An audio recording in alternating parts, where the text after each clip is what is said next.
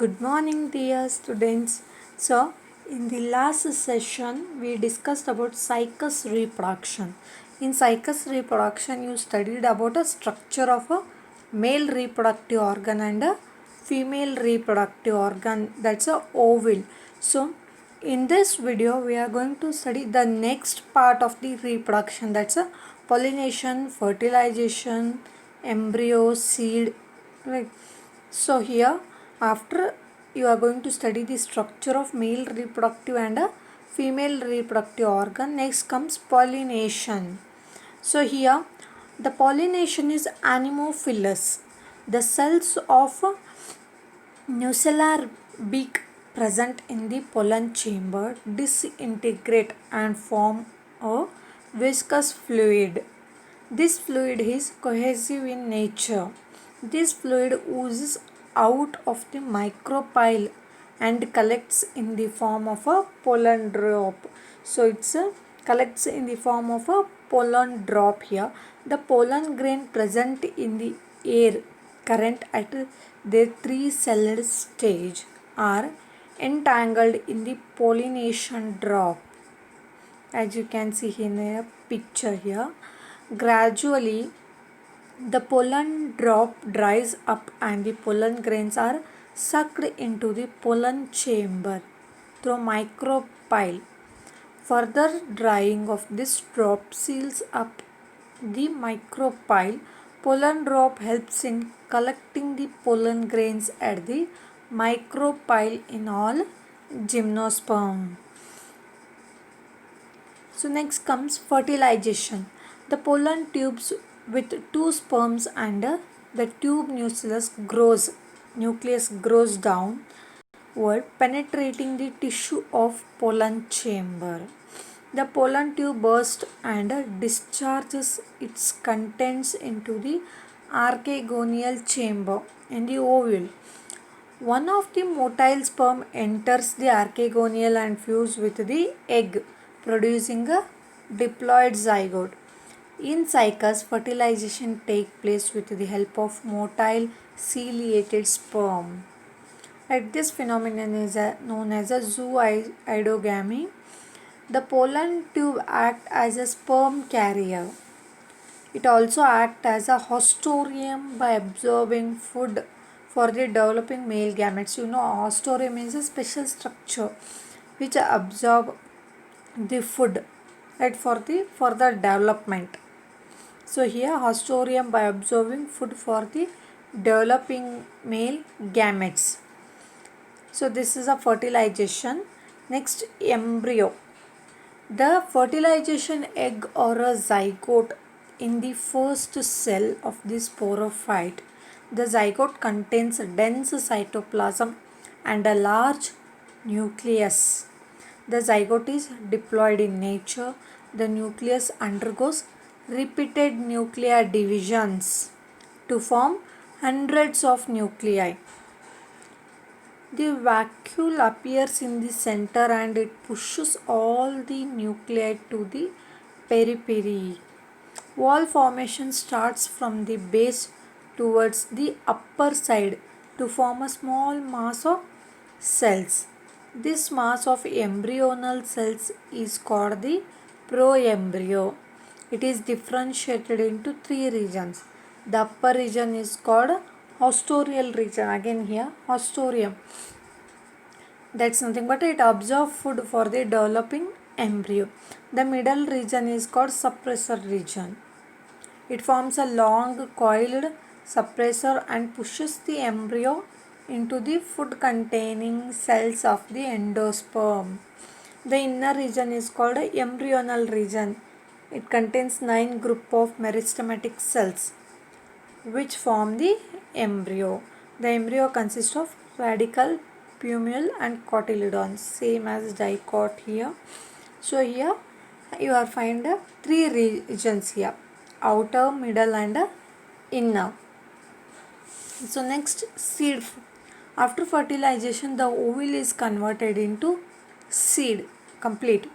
When you take the LS of the mature seed, shows an orange seed coat which is formed from the three-layered integuments of the ovule. The outer fleshy layer of the integuments form sarcotesta and a middle stony layer forms the sclerotesta, while inner layer remains thin and peppery. The nucellus is used up during the embryo development inside the seed. A well-developed endosperm is present which stores a large amount of food material. The embryo is embedded within the endosperm. The embryo consists of plumule, radicle and two large cotyledons. The embryo remains suspended in the endosperm by a spirally coiled suspensor.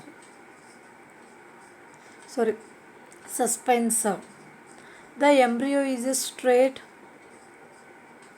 The cycas seed germinates without undergo period of rest. The seed develops into a new sporophyte plant. The seed coat breaks open and the radicle comes out through the micropyle and grows into the soil to form the primary root here. But here cycas grows very slow here, that's why it is slow process. The germination of cycas seed is epigeal. The cotyledons do not come out of the seed, but they absorb food material from the endosperm for the germination seedling. The plumule comes out and produces few scaly leaves and then a foliage leaves here. The seedlings of cycas grows very slowly. So next, last, alternation of generation. In cycas the plant body is sporophyte, nothing but you find here root, stem and leaves. It is asexual and diploid. The sporophyte regularly alternates with the gametophyte to complete the life cycle. So here both generation is present, sporophytic and gametophytic. So there is a regular alternation of generation in cycas. The sporophyte is dioecious, that's a male and female plant are separate. They reproduce asexually by spores. The male plant bears the male cone. The microsporangia of male cone produce many microspore mother cells and they undergo meiosis to produce microspores, and the microspores are haploid. The female plant bears the female cone containing megasporophylls and they bear megasporangia. The megasporangia produce megaspore mother cells which undergo meiosis to produce megaspores. So the megaspore are haploid again. The microspore develops into the male gametophyte and the megaspore develops into the female gametophyte.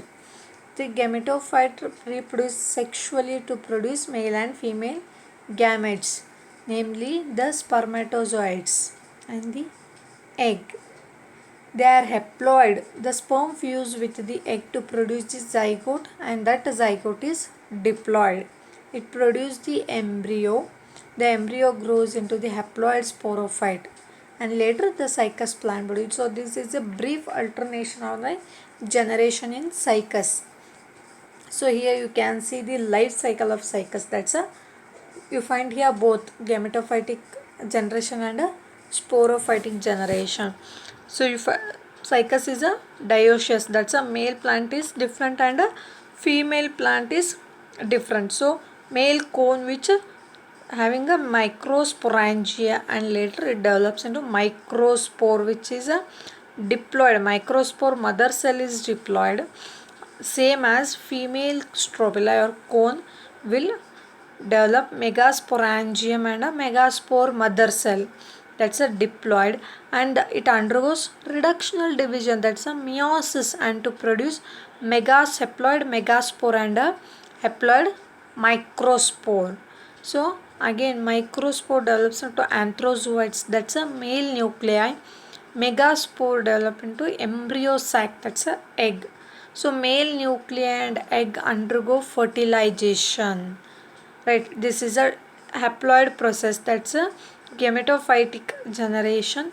So after fertilization it develops into diploid zygote, that's a oospore, and later develop into diploid embryo that again develops into a diploid seed. That diploid seed again germinate into a dioecious plant. It may have a male or a female. So this is brief about the life cycle of the cycle. So here completes the cycus example in the gymnosperm. You studied the external character of cycus and a internal character of a cycus, that's a root. In root you say normal root and a corolloid root, then a stem, then leaves. In leaves again your leaflet and a reproduction. So next session or in the next video we discuss a new example in the gymnosperm. Okay, I think you all understood. Thank you.